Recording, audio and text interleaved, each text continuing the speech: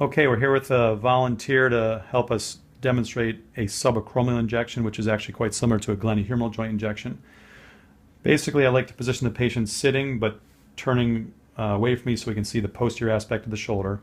And we always start by palpating the acromion. So the acromion is palpable subcutaneously, and what you really want to find is that posterolateral corner.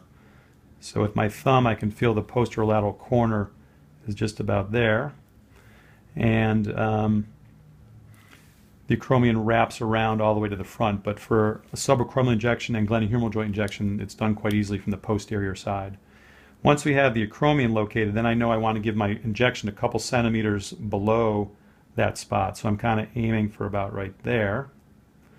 And I'm going to be aiming my needle at an up angle depending on the anatomy of the patient. Generally, the acromion has a little bit of a slope like this, and so the needle is going to be parallel to that, starting a couple centimeters down below.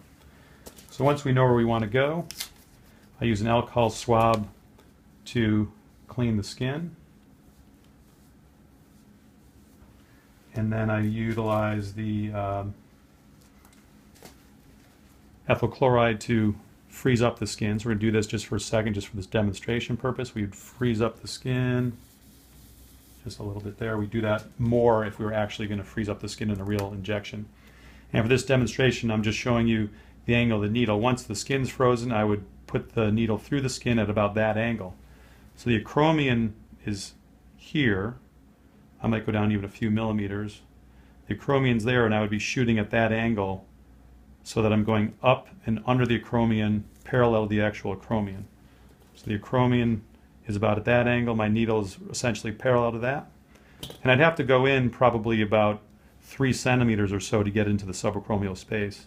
So once I've frozen it, the needle goes in at that angle, and I inject. If I inject and I feel significant resistance, I'll pull back and re-angle the needle, because you might be hitting the underside of the acromion or maybe even the rotator cuff. If you hit the rotator cuff, it'll be quite painful, and you certainly don't want to put much steroid medicine into that area. All right, after that's done, we put a Band-Aid on, and she's all set.